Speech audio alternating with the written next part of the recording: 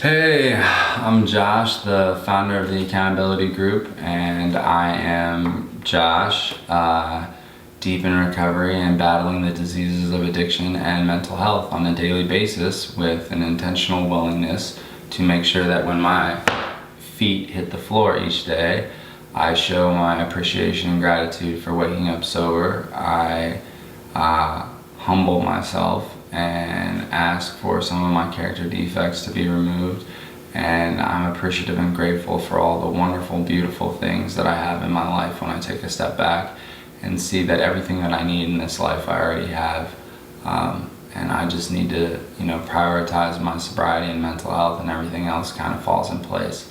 With that being said, we're playing catch up on the readings, so even though it is September 9th, today we'll be reading out of August 28th. Yes, that's correct. It is August 28th, and we'll be reading out of Touchstones. So August 28th out of Touchstones. I'm still willing, Michelangelo's motto. I am still willing. It is okay for a man to say he does not know. Our myths of masculinity tell us we are supposed to know all about how to be great lovers, how to do a job, how to get from here to there. We should never look confused or bewildered because someone will think we are weak, but this is certainly a boyish attitude. How will we ever learn anything new if we can't look like beginners? That's the way to be an underachiever. In growing up, we can shed these small ideas and have the strength to admit we don't always know. Many of us have had the experience of growing in years without growing more mature. Having a sponsor is one of the ways we clearly arrange to be learners. We also learn from the fellowship of other men and women in our group. To be learners, we need to be honest and straightforward about what we already know and what we don't. When we are willing to be learners, we grow emotionally. I will be honest about things I don't know so I can continue to learn. Touchstone, August 28th. I love being a lifelong learner. If I am the smartest person in the room, then I am in the wrong room, which is why I spend most of my time in meetings and fellowships, because I am definitely the dumbest person in there.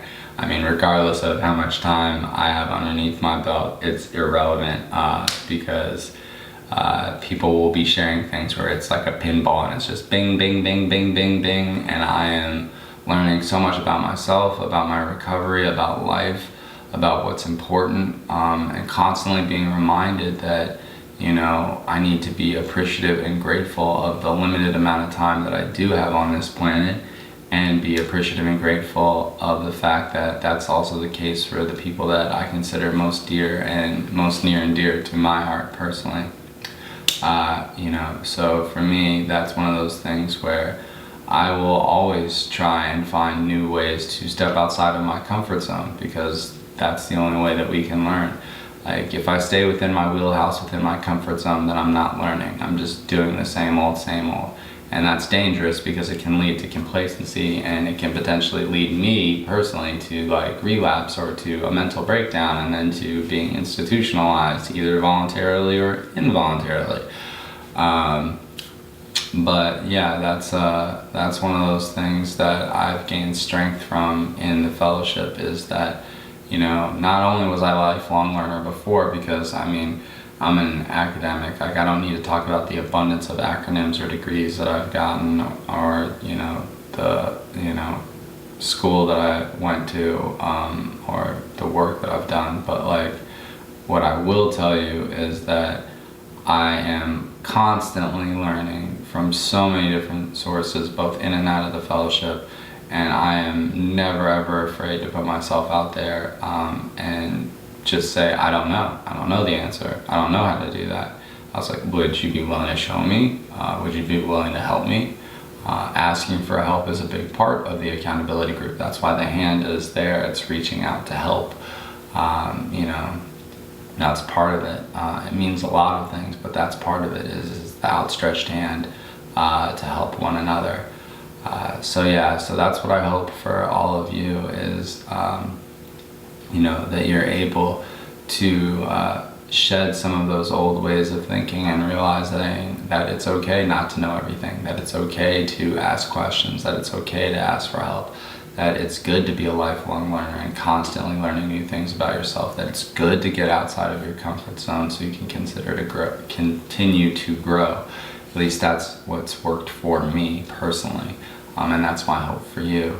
So I hope that you subscribe to our YouTube channel, that if you like our videos, please like our videos, and please, please, please, please comment in the comment section. That's the whole point of the accountability group, and the eventual application mobile app is to build a community of individuals that can help support one another, whether they're battling the diseases of addiction or mental health or both and everything in between, and just the ability to hold one another accountable and keep one another on track and in between the guardrails and headed towards our goal. And mine happened to be my journey and my fellowships to maintain my recovery and to maintain proper physical, mental, spiritual, psychological health and well-being. And that's why I have therapy today, and I'm seeing my psychiatrist today and getting my meds today. And we'll be most likely texting my doctor and giving her updates as well. So you can reach me at theaccountability.group website. You can reach me here on YouTube. You can reach me on Twitter at @tagbuildinghope. That's at @tagbuildinghope. And you can reach me on Instagram at @tagrecovery. Those platforms I handle myself, because this is my baby and I've lived both sides of the coin. I've lived on both sides of the track, both sides of the street, however you want to describe it. But I had a very long period of active addiction, and now I've had a significant period of recovery, and and I'm still fresh. Every 24 hours is a battle, so it doesn't matter. There are no rollover minutes. Like, just because I stayed sober X, Y, and Z amount of time, or just stayed sober yesterday, it doesn't guarantee that I stayed sober day one that I'll stay sober day two. I have to fight for it, okay? So that's at least my mentality, is that there has to be an intentional willingness. So even if yesterday was my day one, I mean, which it definitely wasn't, but if yesterday was my day one and today is my day two, I have to fight just as hard, if not harder, than I fought yesterday to maintain my sobriety. And that's what I hope for all of you, is that you're able to get out of your comfort zone, that you're able to, as Michelangelo's motto says, I'm still learning. Continue to learn, continue to ask questions, continue to ask for help, continue to get outside of your comfort zone so that you can protect your mental health, so that you can protect your sobriety. That's what I hope for you. So like I said, with that, subscribe to our YouTube channel. If you like our videos, like them, and please comment in the comment section. Reach out to me, tag Building Hope on Twitter, at Tag Recovery on Instagram, the Accountability Group fan page, business page on Facebook, or directly through the theaccountability.group website.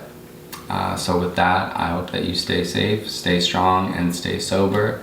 I'm Josh, the founder of the Accountability Group, and I'm Josh, still deep in recovery, battling vigilantly on a daily basis to protect myself against the diseases of addiction and mental health. Thanks for letting me share.